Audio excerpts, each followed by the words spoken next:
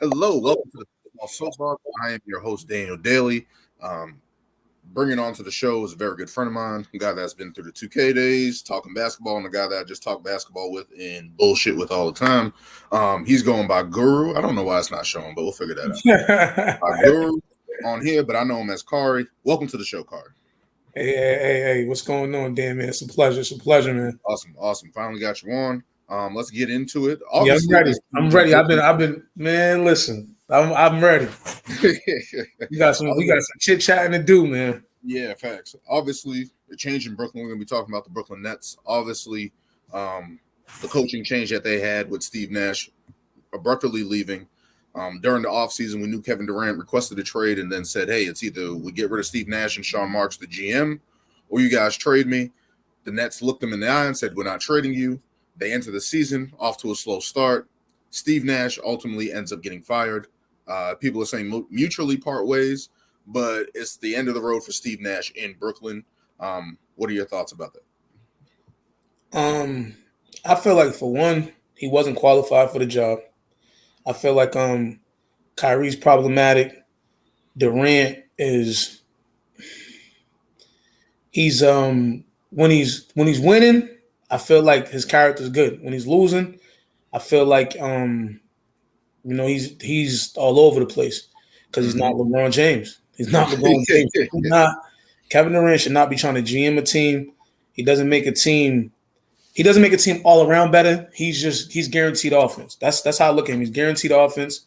I feel like Mark Jackson should have got the job. I feel like he was more than qualified. I feel like what he built in Golden State for the Warriors is what Steve Kerr took to the next level and won with. So that's who they should have gave a chance. They gave it to Steve Nash. So if you ask me, the Steve Nash hiring is on Kevin Durant. The Steve Nash firing is on Kevin Durant. Mm-hmm.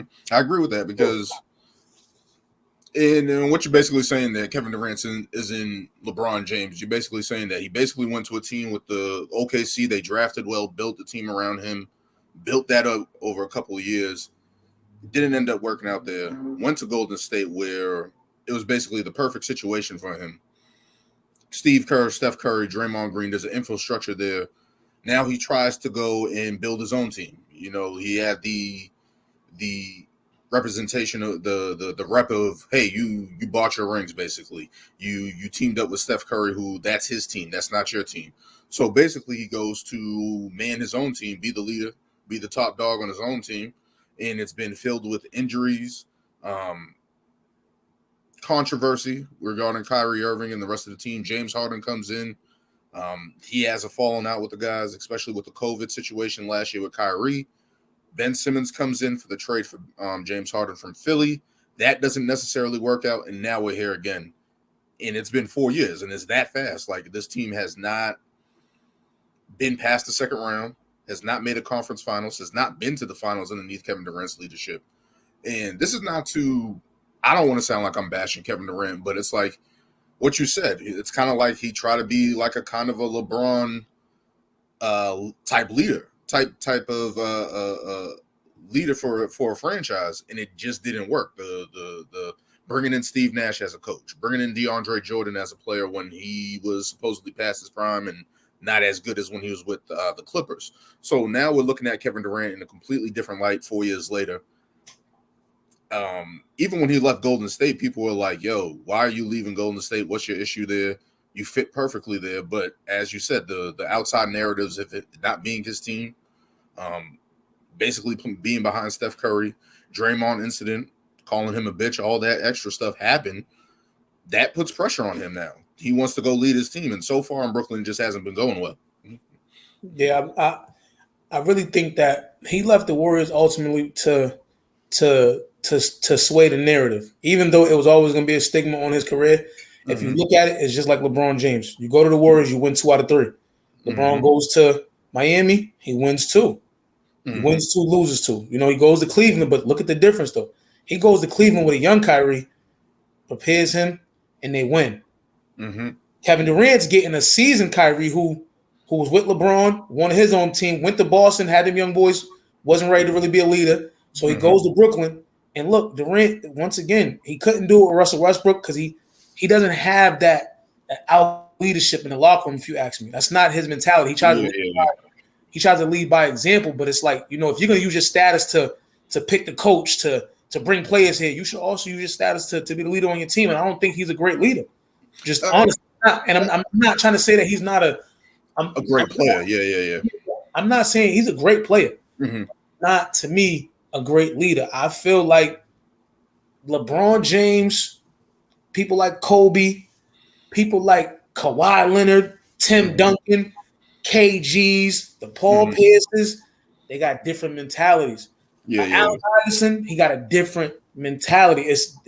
Steph Curry has a different mentality. These are people and it's weird because Steph Curry he's not the most vocal, but you can say that he leads in the same way kind of Kevin Durant, just more effectively. Like, he leads by example. Like, Steph Curry shows up to work.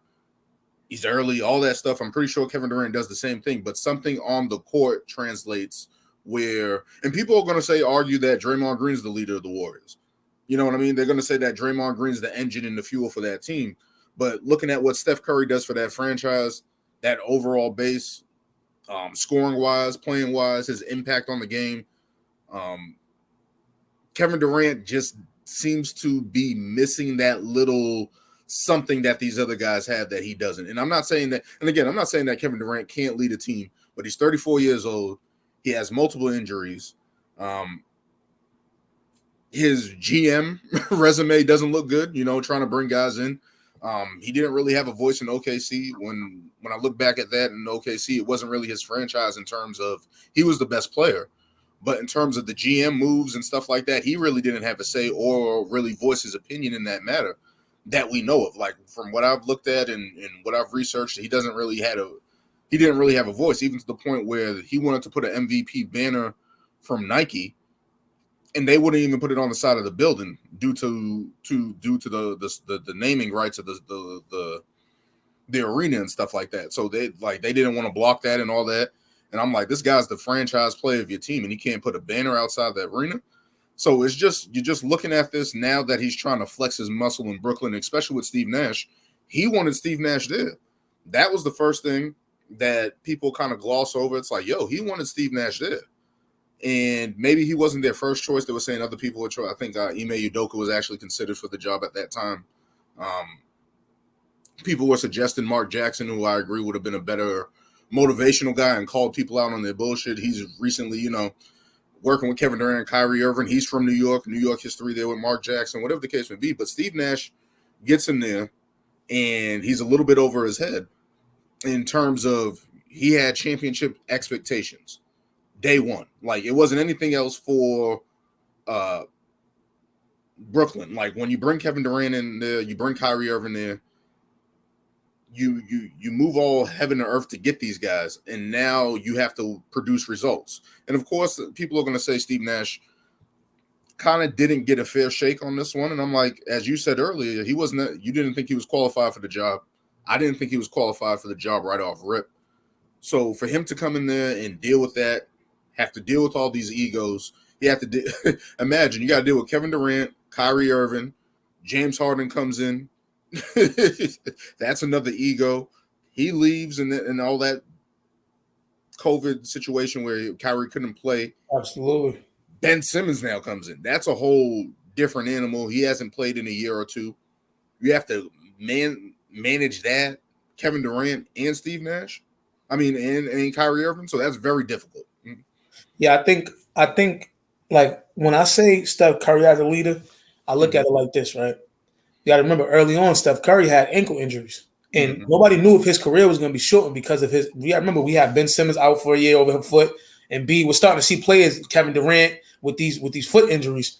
You watch Steph Curry rebuild himself, and remember he was there with Monte Ellis when he first started. Nobody was looking at him. Steph Curry was we knew of him, but he wasn't big time.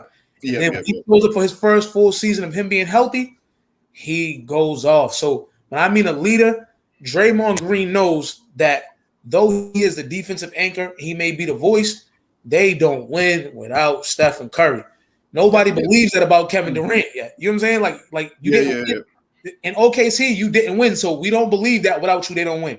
And with the Warriors, Steph Curry was there. If Steph Curry goes down, I don't think Durant brings them to no championships with just him, Clay, and Draymond Green. True, You see true. LeBron James? LeBron James, he wins with Miami. He wins with Cleveland. He wins with LA. He brings Cleveland with injuries to the finals. Durant, you have Russell Westbrook go down, you lose to Zebo. Like, you know, yeah. So I mean, when I say leader, I feel like everybody knew you have the Draymond and them looked at Kevin Durant probably like this. Right? This is from my perspective, right? mm-hmm. You are quote unquote the leader, the best player on OKC, right? How do you have us down 3-1 and you let Russell Westbrook do that for the last 3 games? I mean, people, I'm a Russell Westbrook supporter, but people crap on him. But it was a combination of Kevin Durant not being assertive, turnovers on his end, Russell Westbrook being too aggressive, turnovers on his end. Billy Donovan at that time not making adjustments and certain stuff like that. So there's a lot of blame to go around. But Russell Westbrook takes the crap of that. Was that Billy Donovan? Yeah, that was Billy Donovan. He takes the brunt of that because of his play style. His is more glaring, where Kevin Durant at that point in time, where he's supposed to be the lead dog, doesn't elevate his team. When you said about Zebo, he didn't elevate his team. You know what I mean? Like in terms of like as a LeBron James, as a Kawhi, like when things are down and when shit hits the fan, I'm gonna drag you with me. It seems like he does it with his scoring ability, which is great impact. We had great scores, MJ, Kobe, guys that done it, but they did it in a certain way that's demoralizing. Whereas Kevin Durant he's a demoralizing scorer, but with the Warriors, it's demoralizing. With the OKC, it's like, all right, we can hang with this. With Brooklyn, we can hang with this. In Brooklyn, he had a nice showing in the his first playoff series with the Bucks against that, and the stepping on the line and all that. He ended up falling short in that, but it was like, yo, you got that capability of being that guy. And so far, in terms of leadership role, dragging his team, he really hasn't been able to do that in Brooklyn. Yeah, and to get back to Steve Nash, I think that Nash, he'll be back working in the league. Maybe not this year. If he takes a break, it's for his family, but I think that he is definitely good to for one-on-one player offensive development. That's what he was doing with Golden State before taking the job in Brooklyn. Yeah, so I think that that's good for him. I think that even being an assistant coach to somebody who's more defensive minded, because offensively, I think he's really good. I remember he played for the Phoenix Suns, and they were one of the top offensive teams every year that he was at the helm. So I mean, that didn't really translate to on the court, mainly due to injuries and stuff like that, and trying to learn on the fly. So I think it's very different from being an MVP point guard, leading the team in that system, and then going to deal with these other guys that don't really play that style. They're scorers, but they don't play that running gun style to that extent. So, but this is my thing though. When you look at Kyrie Irving, so we remember Nash wasn't a scoring guard, so he doesn't know how to define, Kyrie's game or understand. You know what I'm saying? If he gets him a point guard who runs the play system, who's with the pick and roll, he's gonna be he will be way more, he will be way more equipped to be able to see a team through. But he has this guard who wants to dribble and shoot off the dribble and go to the basket and he doesn't get the other guys involved. They don't get the other guys involved. Exactly. So I think it's funny because they had Ben Simmons there, but because where Ben Simmons is mentally, where he is getting back into basketball, he probably could have been that void. Because when you really think about it, Ben Simmons should have been playing point guard. He's probably the best pass on the team. He just has to be aggressive, but it's just where his development is coming back into the groove of things. I think that maybe was a roadblock that they couldn't even get past. Ben wasn't ready. I think it's that, but I think it's too, how much do these players really respect Ben Simmons? Because to be honest, if Ben Simmons' stock was higher, you think Brooklyn wouldn't trade him? It's just that people see the weakness, the chink in his armor. He can't shoot a free throw. We've watched him collapse. We've watched him pretty much quit on Philly. So his stock is low right now. So they couldn't trade him. If they could have traded him during the offseason, they would have got rid of him. Yeah. They would have got rid of him because even though he may see with the pending coach that they may get, it's going to be a little different if you ask me. But with Steve Nash, I think it was time. Mutually, I think that it was time. It was time for a break because I feel like Nash was going to get a lot of the backlash, and it's not his fault. Durant needs to hear it because Durant he was going to be the scapegoat. Yeah, exactly. But Durant, this is Durant's team. Like the same way LeBron took lashing when it was the Cavaliers or Miami when they lost to the Mavericks. Nobody was on D Wade, and that was Miami. That's D Wade's team. They was on LeBron James, Sean Marion. What happened? They wasn't on him when he lost to the Spurs. They was on LeBron James. When he won against the Spurs, it was LeBron James. You know what I'm saying? So it's like when it comes to Nash and them, let's be honest. Kyrie Irving wanted to be and stay with Brooklyn because they went and got Kevin Durant. Hands down. He was not gonna. Dinwiddie and them was not gonna keep him. And that's funny because now looking back at the past coach, Kenny Atkinson, who had that team with D'Angelo Russell, Karis LeVert, Jared Allen, Jared Dudley, all those other guys that those guys wanted to play there for. They had that one season under Atkinson with Kyrie Irving, and then it's like shit hits the fan. All of that stuff that they built up, they traded out. They gave up Jared Allen. They gave up Karis LeVert. Spencer Dinwiddie. They didn't bring back Spencer Dinwiddie. They got rid of all the guys that brought the attraction to Brooklyn there, and then got rid of them. And now look at them.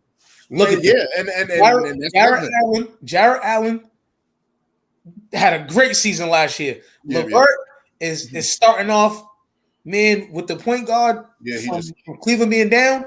You see what LeVert's doing. With Garland being down, you see what LeVert's doing.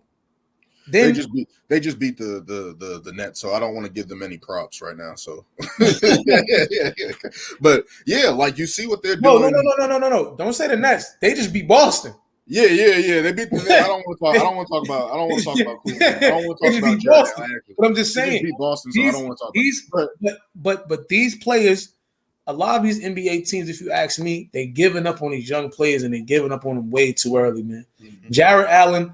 If he was a way better fit for Brooklyn than LaMarcus Aldridge, than the Black Sheep. What is his name? Oh my goodness, what is his name?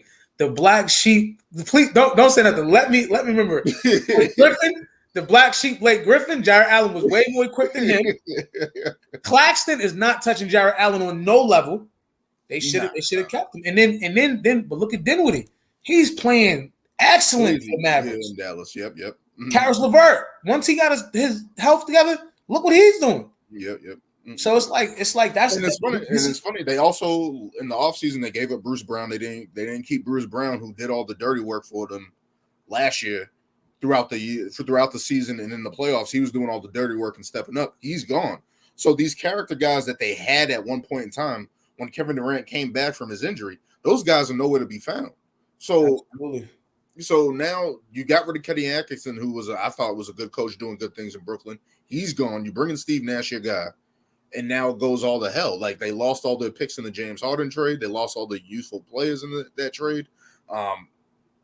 They got Ben Simmons for James Harden, and it's like who's going to win that trade right now? It looks like James Harden's really coming back into shape and form. It's like you guys have made one blunder after another.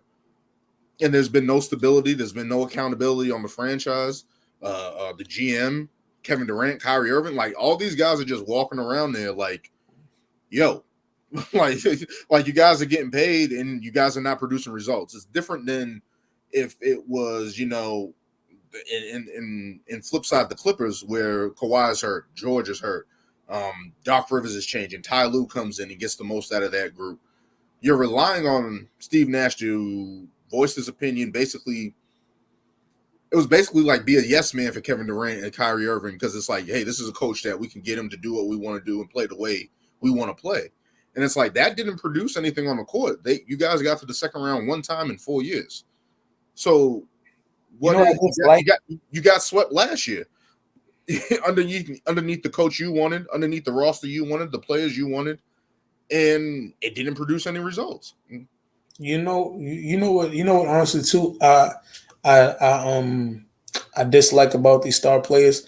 I feel like every team that has formed some sort of big three or some sort of super team that has had a big mouth, got a big falling.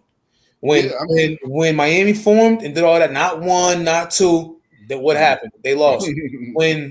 When Boston got together, when it was KG, Pierce, and Ray Allen, they was humble. They said, we don't know what's going to happen, but we're going to work hard. You know, we're gonna spend some time with each other this summer, and this was the Warriors. When Kevin Durant went there, was they smiling? Absolutely, but they was humble and they played ball.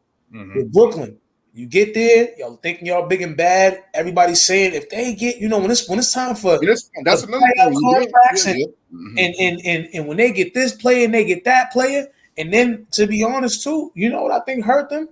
LaMarcus Aldridge. You know, he had that heart and you know problem. I think it hurt them a lot because I don't think that he was going to be big time, but he has the IQ to be able to get you a game or two. And the player. It's just the production wasn't there for him at that stage and that age. Like, it just wasn't there. Like, with Blake Griffin, like, again, a lot of swing and misses that they went. Please don't talk about Blake Griffin. Please do not. Please do not talk about, because every Black Sheep, LaMarcus Aldridge, DeAndre Jordan, all these guys that were supposed to come in and play big minutes, be factors for them off the bench and just overall for their team, all those guys didn't pan out. Like, Ben Simmons last year didn't pan out. He didn't play. James Harden was out of shape with the hamstring injury. The Black Sheep, Blake Griffin, didn't pan out. LaMarcus Aldridge had his injury and stuff like that and couldn't play. Patty Mills seems to be the only little stability they had in terms of a guy that they can point to and kind of rely on and trust at certain times. But it's like, overall, this team just hasn't been able to hit on building around these guys, especially when they took away everything from the original roster that was there. They took all those guys away. And to have Steve Nash come in and deal with as I said earlier, deal with Kevin Durant, Kyrie Irving, Ben Simmons, James Harden in a matter of 2 years in the offseason where he was just asked to be fired, that's tough. And to be honest with you, Patty's not Patty without Pop. So I mean, there's definitely a difference. Like, he's not the level he is right now compared to when he's with Pop. It's two different. Not being used the same. That's the thing. Pop know how to use it. Exactly. So you know, I wish Steve Nash well. You know, I hope he finds his place in the NBA game because I think that he definitely has some knowledge, for the game. But I just really feel like that wasn't the team for it. I really wish he would have went to a young team where he had a chance to build, where they wasn't in the spotlight. They wasn't like a top three on either conference where everyone's gonna talk with them. And that was the beef what people had of Steve Nash getting hired, because it was like, a lot of other coaches had to be assistants, go through the ringer, go to a crap situation and try to turn something around. He went straight into a situation where they were expected to win. Can I say my line? Can I say my line? Yep, He's go ahead. Not LeBron. There's nothing else to it. He is not LeBron James. When LeBron James picks a coach, he picks a coach for reasons. He loved Ty Lue. He loved Ty Lue for a reason. Mm-hmm. You know what I'm saying? Like, you can't Steve. No. It should have been. Telling you, if it was anybody, it should have been Mark Jackson. To be honest with you, if you want to do it with the way Brooklyn fell out anyway, they should have just picked Van Gundy. And I talking about Stan. They should have tried to get Stan and let him speak a little bit. Because even Jeff Van Gundy would have been a better pick than Steve Nash. I feel like Steve Nash should have been an assistant. If he was an assistant, him and Mark could have been dangerous. I mean, if he was able to influence that offense, because Mark Jackson doesn't have the greatest offense. Mark Jackson's more of a motivator. But if Steve Nash was on that bench and they can work some type of offense and figure out how to do it, potentially that would have worked. But I think they're going to need an authoritative guy, and that's potentially what they have. We'll go to the next part. Ime Udoka potentially inbound. He had his whole situation with the Celtics, a consensual, inappropriate relationship with a Boston Celtics staffer. Crude language was used, and they found in their investigation of Ime Udoka. So the Boston Celtics suspended him for the whole season, but allowed him to talk to other teams. And now he's potentially heading to Brooklyn. And basically, from my standpoint as a Celtics fan, I'm pissed about that because I liked Ime Udoka as the coach for the Boston Celtics. Him being basically kicked out of the city for that relationship that he had, I feel like that was wrong, but that's the case we're in now. He's potentially heading to Brooklyn. What are your thoughts about that? I think it's a great move for Brooklyn. I think that he's gonna, even with all the controversy surrounding him, I think that it's a great move for Brooklyn, even with the controversy. I think that he's going to be given more time than Steve Nash to get a feel for the team, to see what does work and what doesn't work. I think that after Steve Nash is out the door, the next two people out the door, if things don't work out, is Kyrie and Ben Simmons. I think that they want to build and keep Kevin Durant. So if things don't work out, that's the next move for them. But I think that he's gonna, if he can get Ben Simmons to buy in the same way Marcus bought in, I think Ben can be, a top 3 defensive player of the year potentially. You know what I'm saying? I think that he already plays really good defense, but now it's about having someone who's gonna teach him, more. I think the thing with that is that he's gonna hold those guys accountable like he did in Boston. He's not gonna bullshit around with Ben Simmons and Kevin Durant and Kyrie Irving. He don't got, for one, they don't have time to do that, and two, they need to be held accountable. And not just that. After what Zion Williamson did to Ben Simmons, that's why I was stuck just now, because I just had the image of Zion spinning and dinning and having turkey with no gravy and Thanksgiving at here on him. So that's why I was stuck, because I'm like, dang, I'm sitting here thinking about me them highlights. They was looking crazy. But he was beating them up, man. If he can get Ben to buy in like Smart did on defense, understand that we need you to be the best defender on this first unit. We need you to be the best, hands down. Nobody should be better than you on defense, right? And then if he can get Kyrie to buy into playing off the ball sometimes, letting Ben run the offense, Kyrie, coming off of screens, and I think that they have a chance. Are they gonna win? Honestly, I joke a lot and be saying I don't see it for them. I think that the Greek Freak he's on a mission. I think that it's gonna be Boston and the Greek Freak, but I don't know, because Udoka, he did have the young boys playing ball. He had them playing ball, so we'll see. I think it mainly depends on if they're going to add somebody to that team in terms of a big, or in terms of what are they going to be? Are they going to be an offensive team, or are they going to be a defensive team? Because it seems like so far in the season they haven't figured out which side they want to play. They've been a high-scoring offense, and then there's been times where their offense looks like crap. So he's going to try to get them to play an identity. He's going to try to get them to get some defensive stops, but it's like that personnel that's in Brooklyn isn't what it was in Boston. So you're dealing with a different team, a different makeup, a different identity crisis, and you're trying to figure out which direction this team's going to go. And now, of course, I think he's going to be good at handling egos. I think he's going to be like, yo, if you ain't with us, you out of here. I think he's going to be on that type of time. And I think that the GM and ownership is going to give him free reign. I feel like you got to remember, like, this is my honest opinion, any player or any coach that comes from around that Popovich system who wants to follow in his footsteps and become a coach, I think that they're definitely going to give him, some control over things. Like, hey, listen, you tell us what you think, what you see, give us a true assessment, even if it's Durant. If you want to blow this thing up, let us know, because honestly, they only got 2 more years, if you ask me, together. I don't think they even have that long. I think this is it. No, but I mean, like, when I mean together, I mean, like, even if it's Kyrie and Durant again next year. But I mean, like, this is their last. This is it. Like, they don't, because Durant's contract is up. What do you got? 3 more years? You got this year and 2 more. Yeah, he got 2 years. He got 3 more years. Exactly. So they don't have a lot of time to keep him satisfied, and he's only getting older. I mean, if they don't get to the second round and look decent and look for like they just need additions to this team, I think they're going to. I think, in my opinion, I think they're just going to break up. Like, I don't think that they have more legs here. I don't know if Ben Simmons is ever going to get back to that level right now in the time frame that they need him to. I don't know. Kyrie Irving is a free agent after this year. I don't know if Kyrie's not coming back to Brooklyn. He's going to try to get a contract with LA or another team that's going to pay him. Kevin Durant is going to be 35. You know what I mean? Like, he's going to have 2 more years left on his deal. He's going to, like, I would be trying to move these guys. Like, that's if it doesn't look like anything is forming by like February, March, April, and it's just looking like we're going to be in the play-in or or out of the playoffs, like, yo, this is over. and if I'm ownership, I'm trying to just reap anything that I can get from these guys in the offseason. Like Kevin Durant, yo, I need a couple first rounders and a young player.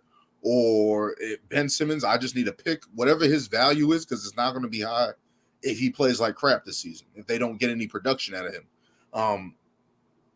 Could they move forward if Ime Udoka is the coach? Obviously, he's coming there to coach Kevin Durant, Kyrie Irving. Like, he wouldn't take the job if those guys weren't on board or whatever the case may be. And basically, he's just looking to get back in the league right now. But in terms of what this team is future, I don't know what it's going to be. I don't think it's going to be Kevin Durant. I don't think it's going to be Kyrie Irving. And they might be stuck with Ben Simmons, but it's like, I think they need a clear house. Yeah. No, that's what I'm saying. We gotta give them about 30 games. 30 games, let's see how they're looking compared to how they look prior to him getting there. Let's see if there's any improvement. Let's see if there's any, chemistry building, going on. Then we're gonna know where they're headed from there. But I think Udoka's a big move for them. Honestly, I think that he deserves the opportunity. I feel like it's BS that Boston fired him, or that they even suspended him because they were gonna go there. But he I'll tell you one thing: if he does get Brooklyn to play the way that I think potentially he may get them to play, if they see Boston in the playoffs, expect trouble. Expect trouble.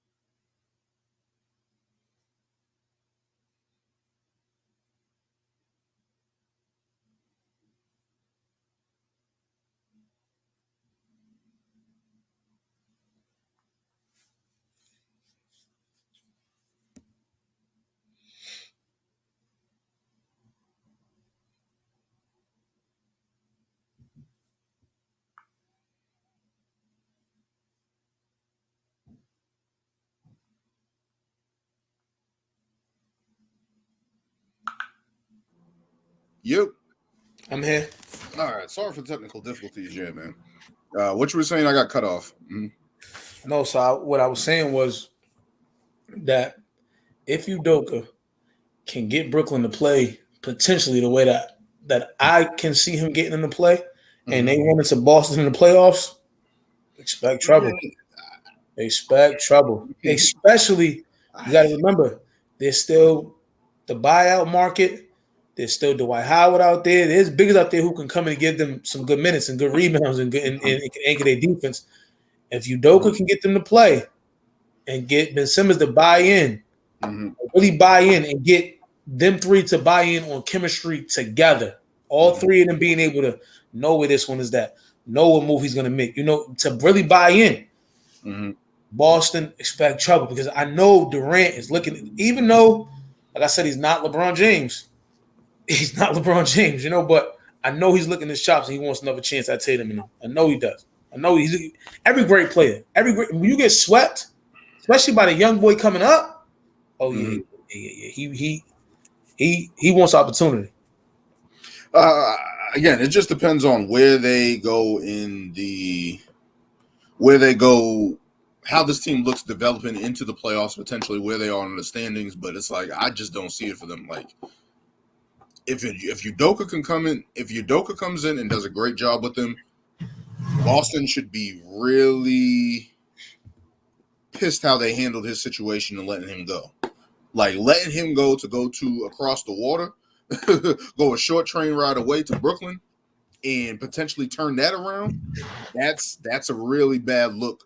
And then that's just a bad look. I think he should be coaching anyway. I said like if he did something, if he violated team rules, he should have been suspended 20-25 games. That's fine. If he did something that was assault or harassment or to anything of that level, they had every right to fire him.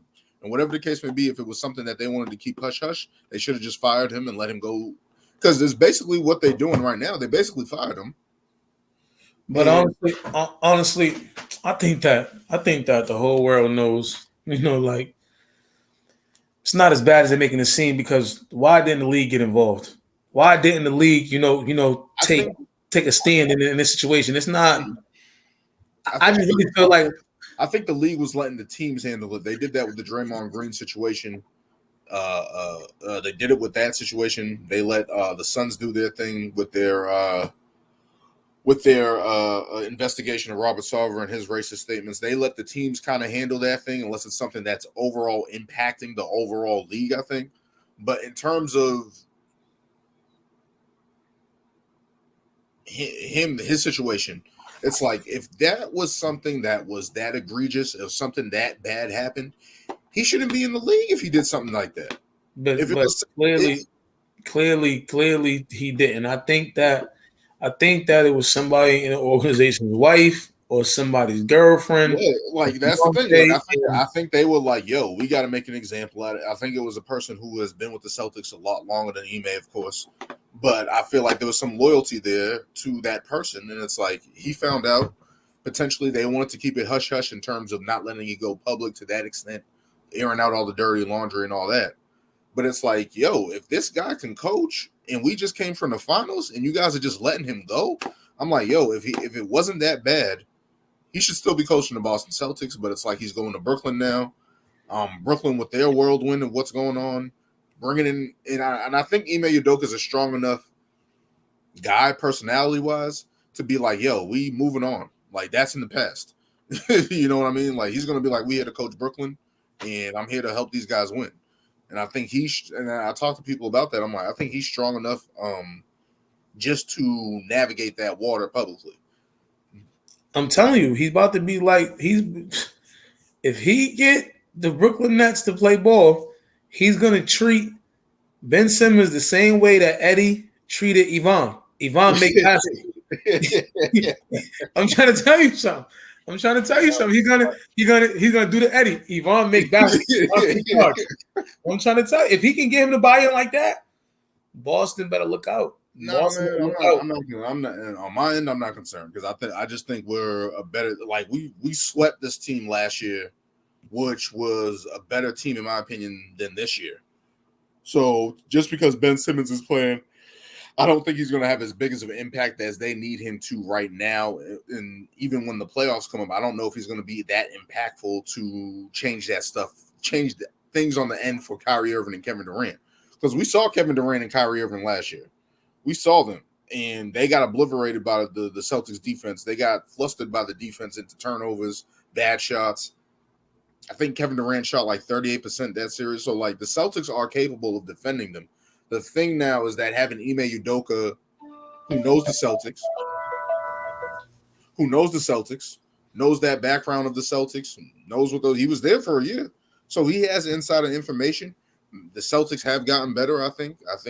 Roster-wise. I think player-wise, Jason Tatum and Jaylen Brown are better, but Ime Udoka does know these guys. So there's that insider information if they do meet in the playoffs or meet in the series or whatever the case may be. He does have some knowledge on the Celtics. So... yeah, but again, coaching matters though, especially in the playoffs. Yeah. So, true. Boston right now don't have no coach. They got me and you on that bench. Joe Mazzulla has been learning on the. He's kind of in the same situation that Ime Udoka was last year. First time head coach, expectations. He's kind of like the Steve Nash a little bit in this situation. You know what I mean? Like just getting the job like that, having expectations of finals, championships. So for him to come in and try to navigate that, that's going to be difficult for him. But I think the Celtics, they've been together long enough. It's just health wise with them. That's my opinion on the Celtics. Yeah. No, I'm telling you though. I think you give them 30 games. We're going to be able to see, how they potentially are going to look. Give Udoka some time. But I'm telling you, if they get hot after that All-Star break, the East is in trouble. That's the hope. That's the hope Nets are really praying for, that they improve their record a little bit, but they stay around, hover around during the All-Star break. Buy into the new coach.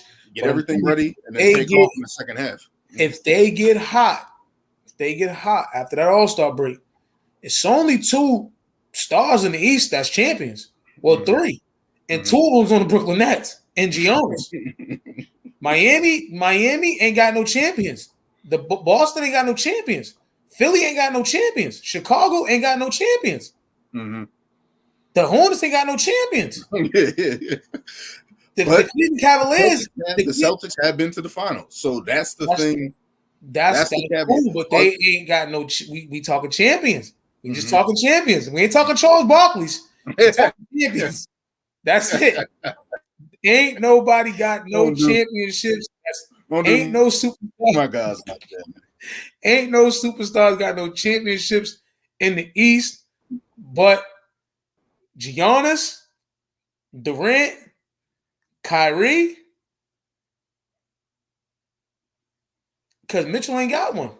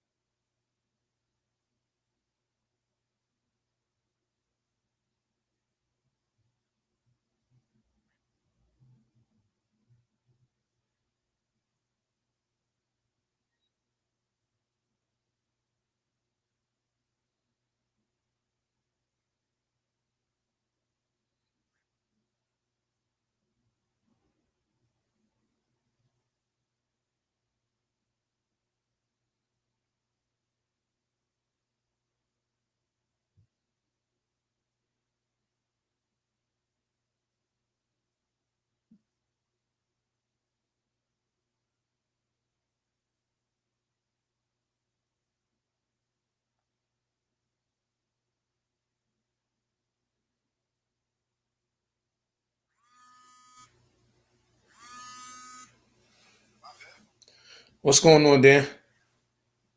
My bad. No, my connection was messing up. Are you back yet? Honestly, bad. I don't know why it's messing up.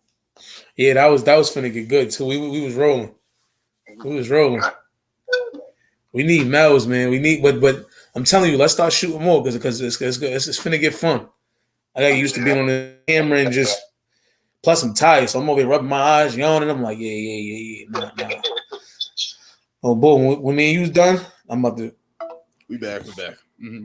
All right, cool, but yeah, there's no. Just being honest, the champions reside in Brooklyn. They reside in Milwaukee. Mm-hmm. They reside in Milwaukee, so it's like even though Boston's been to the finals, that's all cool and well. Butler's been to the finals, not a champion. Mm-hmm. Man, Harden's been to the finals. He's we not. Gotta stop. We gotta get you to stop killing the Celtics, man. I get you to stop killing the Celtics. No. Listen, I get it. The coaching change is a big impact on the Celtics. It is. Don't get me wrong. I like what Boston has. I think that they have a lot of potential. I think that they're still a piece away, though. I really feel like as much as I like Smart, much as I want to like Horford, they're not enough. I feel like Brogdon is really good, but we have to see what he does for them in the playoffs. Mm-hmm. We have to see.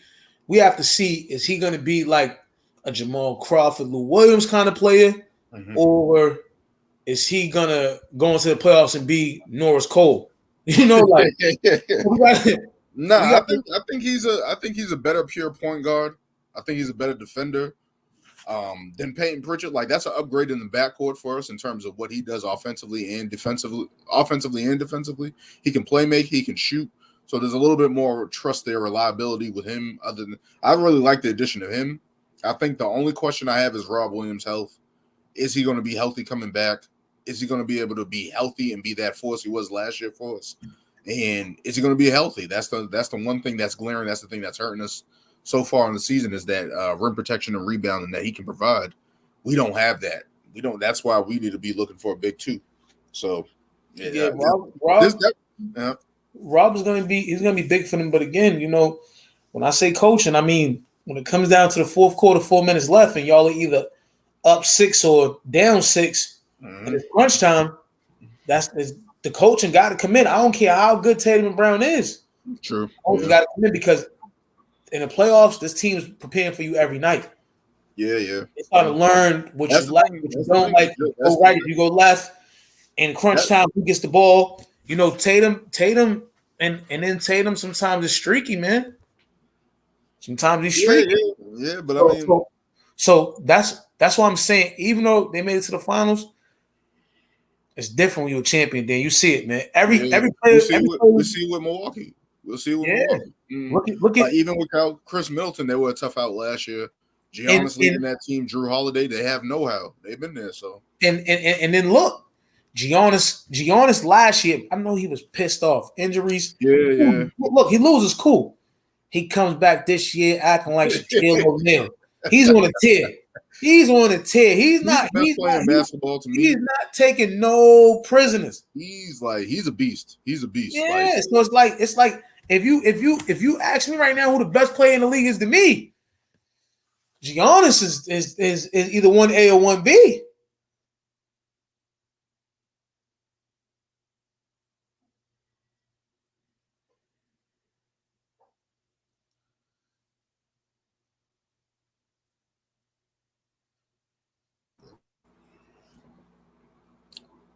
And on this episode, I'm not gonna reveal my championship pick because I got a special surprise for my championship pick. So when I lay out, so what I'm gonna do, right?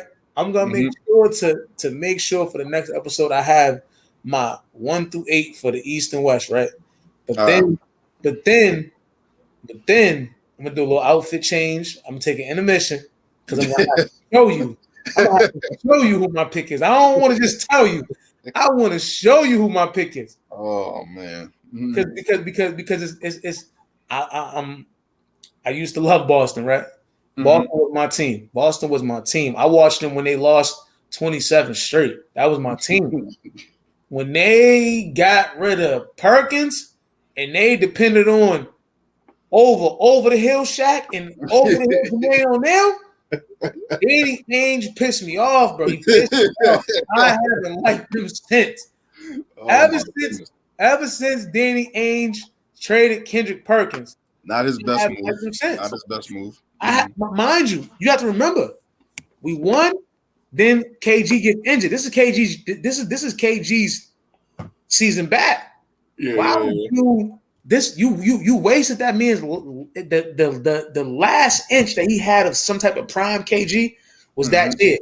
And you depend on Shaq, and Shaq go down with a foot injury. And now you got Jermaine O'Neal who still ain't healed from the malice in the palace. Seeing ghosts. Man, come on, man. Come on, man. Nah, it was over. It was over, man. It was bad. Don't bring him bad memories. Don't bring him bad memories. Come on, man. Not Danny Ainge's best move in that. He got Nenad Krstić out of that, and he wasn't worth shit. he got who? Nenad Krstić, that dude. He played in New Jersey and OKC. No. I know. Say it again. 3 times for the people who may not have heard you. Krstić. I don't remember Nenad Krstić, whatever the hell his name was. Man, listen. So what you telling me is he got a pack of top Roman, not Raymond, top Roman noodles, and a hot dog, huh? Out of 7-Eleven. He got a 7-Eleven hot dog and some top Raymond noodles. And a Mr. Bubbly. Yeah. Come on, man. Nah, man. I was sick. I think they got Jeff Green in that trade. But Jeff Green didn't pan out. But Jeff didn't bring no size, though. Yeah. He wasn't. Yeah. He didn't bring no size. You couldn't.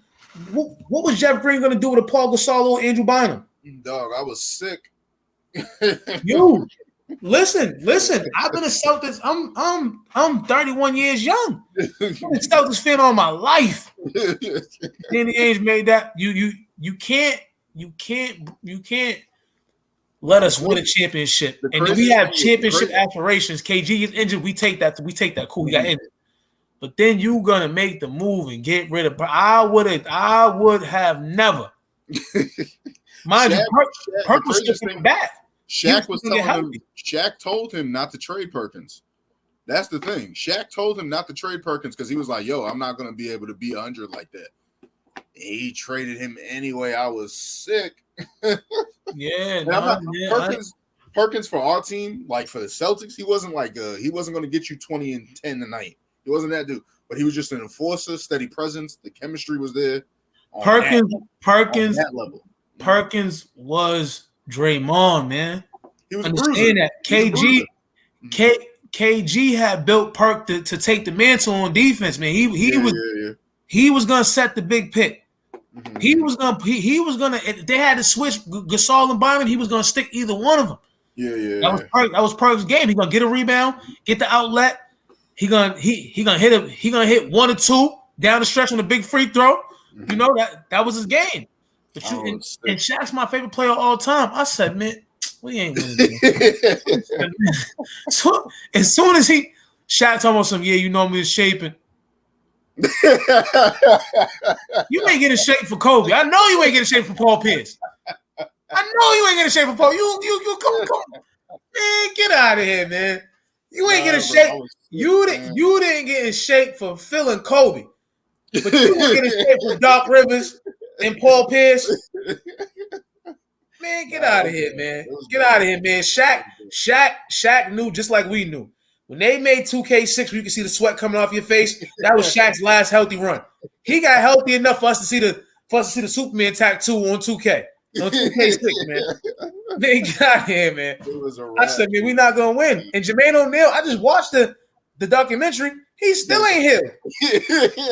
This is years after being on Boston. I just watched him. He said, that stuff still follows me. I'm looking at him like, man, come on, man. Man, stop. You left the league. Jermaine O'Neal could have signed to the Spurs somebody and got him a cheap ring. Nah, you saw the part. He was on I can't remember if it was All the Smoke or Knuckleheads podcast. He was like, yo, when he was he said he was done, but I remember when he said he went to Miami and he was like, yo, I had they do the body fat test. He was like, yo, I couldn't eat Oreos and shit. I'm like, yo. He was like, I'm a grown ass man, and I was struggling to eat food. I'm like, damn, that's crazy, man. Yeah, it was that. Man, don't bring up the bad Celtics memories, man. But I'm just letting it be known right now. From my first time on, this is why I left Boston. And if you ask me who I'm a fan of right now, I'm a free spirit. Free spirit, because I truthfully wanted to run with Philly. I like Embiid a lot. I like Ben Simmons. Mm-hmm. And then I can't do it. I feel like me and Mel's and me talked about that. Like, yo, Philly, we knew what Philly was like. the like I read all the like behind the scenes stuff and seeing all that the stories and shit like that about how they were babying him, how like yo, dude, I'm sorry, you in the league 5 years and you don't get a jump shot. I can't believe in you. You don't show no aggressiveness on that. Like I can't, especially because this is not the league when Rajon Rondo was at the helm of point guard. Yeah, you had a couple of guards. It's not. You had a few guards who could shoot. You know, like mid 2000s. It's not the 90s. It's not that era anymore. Yeah, he gonna mess around and be out the league. People have been saying that. Like people have been rumoring that. Like, yo, does he want to play basketball? Does he can potentially be out the league? He's a great defender, great playmaker. He's great. He needs to get into a system where he's up and down. I get that, but it's like, yo, that's like I said it to somebody. I was like, yo, that's like having Shaq and not working on your jumper when he kick it out to you. You know what I mean? Like Embiid is not Shaq, but he's skillful. He gets his buckets. He gets to the line. So when he gets doubled and triple teamed and guys are sagging off you because you can't shoot, that puts you in a hole. But look, guys, and then not just that. You're not even trying to become dominant. Guys sag off Giannis. Giannis gonna shoot that ball. Yeah, like that. Giannis gonna drive it as far as he can and get down there. And even okay, you can't shoot. Learn a post move. Get a midi. Get a hook. Get a sky hook shot. He doesn't have that. Get a drop step. He ain't got a drop step. You 6'10" ain't got a drop. Like that's the thing about Giannis. At least I can say like he's always going to try to get better at something. A hook shot, a push shot, a finish at the rim. How can I get closer to the rim? How can I set up? Ben Simmons don't even get good positioning, and but it's like when you look at Giannis and you look at Ben Simmons. Not to cut you off. No, you look at Giannis and you look at Ben Simmons. You got the kid that was spoon fed, and the kid who had to walk barefoot to go get his mama some rice. It's two different hungers. Yeah. It's two different hungers. You know, when you come from one of those environments, you understand the Giannis. You know, you understand that hunger to want to be better, to want to be the best. Ben Simmons ain't. He's been told he was the best. You can teach somebody, to become more skillful. You can't teach heart. Yeah. You can't teach attention to detail. Mm-hmm. You can't teach them type of things. Giannis is heart. Mm-hmm. Ben Simmons will never have half of it. Nah. Never have half of it. Maybe Ime Udoka can find it. He may be but that's what I'm saying. When you come from Popovich, maybe he will be able to, to tap in a little, but we'll see. That's why I said let's give him 20 to 30 games. Mm-hmm. Let's see the first 5, right? And then let's see how to look from 5 to 15. Then we go from 15 to they're gonna get to the All-Star break or the trade deadline. The trade deadline is really because Brooklyn might want to be like, yo, let's blow this shit up. But who knows? Mm-hmm. Who knows? They might blow it up, and then again, they might bring in Melo and Dwight Howard or something, man. Let's go back to 2010. Let's get all the guys.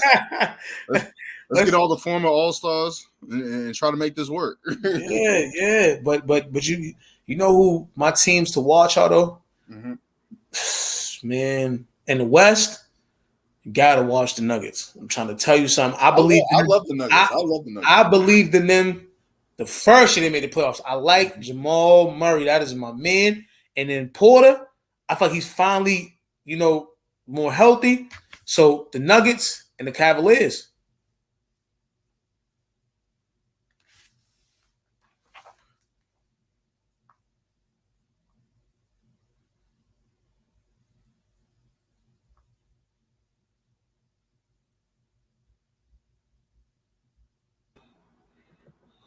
You. Mm-hmm. Oh yeah. Yes, listen. My teams to watch is the Denver Nuggets and the Cleveland Cavaliers.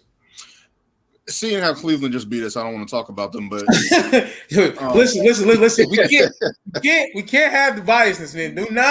Don't start being like Skip. Do not stop coming to your team. Listen. I'll give an honest. I'm telling you. If Cleveland if they're not in the Eastern Conference Finals this year, next year, they're gonna be in the Eastern Conference Finals. They have a really good team. I like Evan Mobley. I like that young boy. I like Jared Allen on the front line. Like they play defense, they rebound, they play strong. Donovan Who Mitchell. remind you of Daniel? Who do Jared Allen when it comes to heart, drive, his energy? Who does he remind you of? Because I know he remind me of. Nah, I'm not sure. Like I can't think of somebody. That is baby Joakim Noah. He's baby Joe. I'm telling you, Jared Allen, baby Joakim Noah. He's better offensively, but he's good. I can see he's better offensively. I got to watch more of him. I don't know if Joakim Noah was a good passer. He was a good passer. He's not as a passer. He's not. That's different. That's different. Yeah. So that's what I'm saying. Yeah. So maybe they kind of offset each other, but that's baby Joakim Noah. That's baby Joe.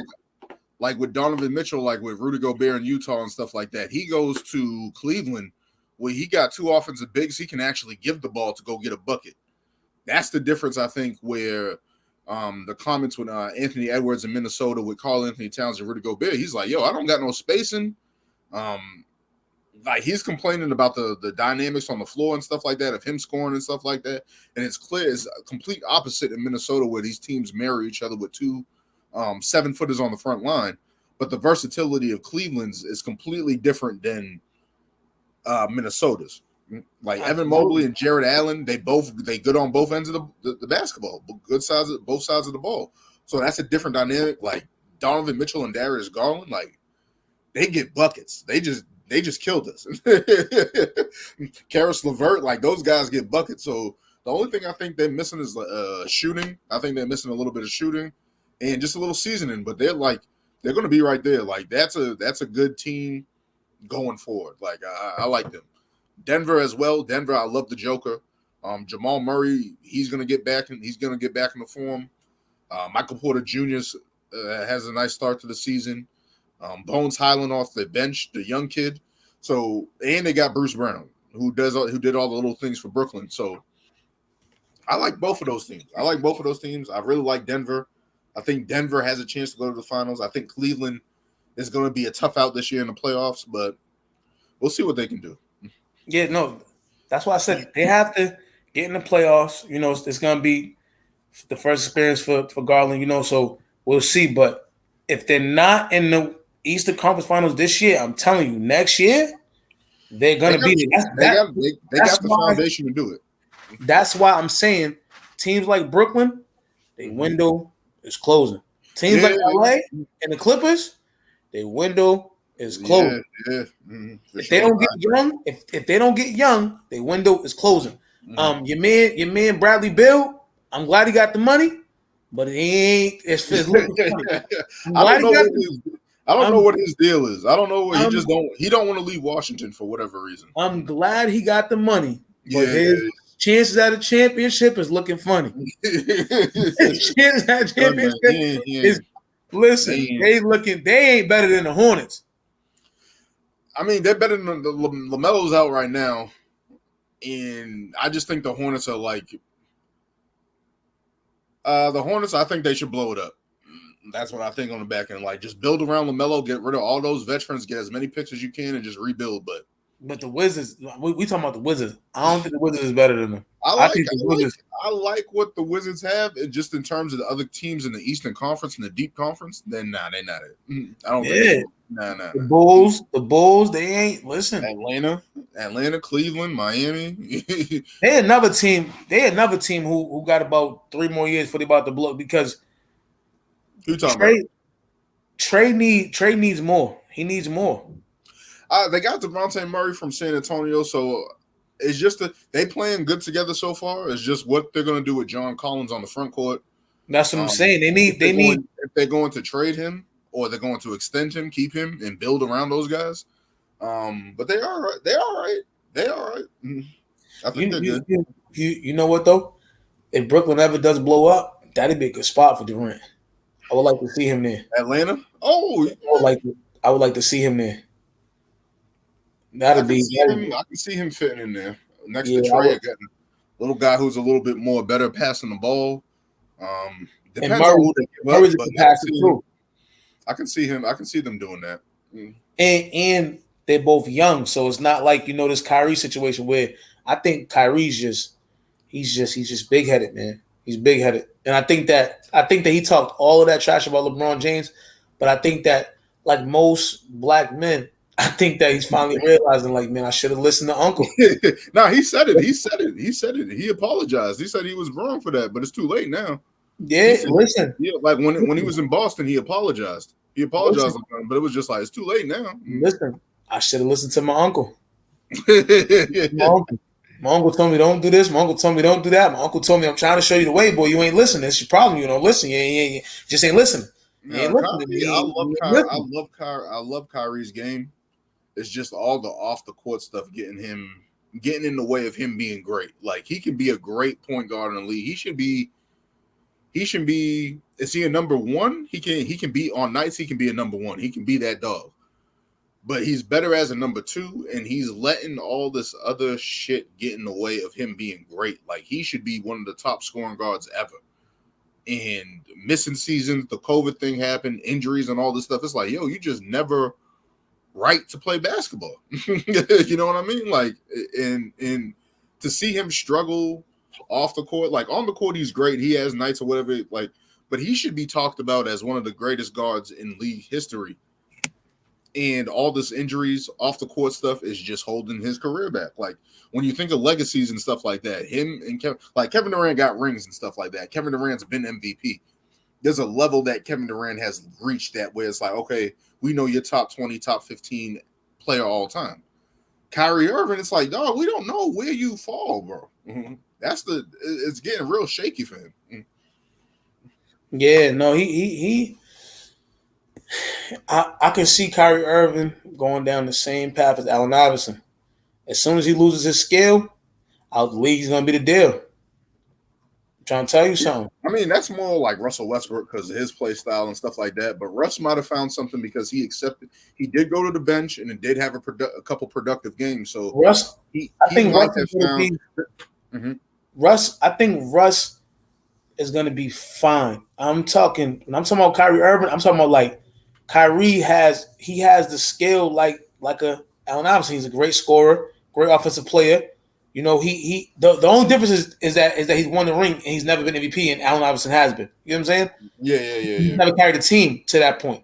Mm-hmm. But what I'm saying is they're only dealing with him because he still puts people in the seats. Mm-hmm. When he starts to decline, they are going to be looking at him like, you going to the bench? No? Bye-bye. Yeah, I mean, like he's not going to the bench. He's not going to the bench. I don't know if he's ever going to be to that point where he's trying to go to the bench or anything like that. I think he'll retire before that, but I think he's going to be good enough to start on teams, but that contract isn't going to be as big.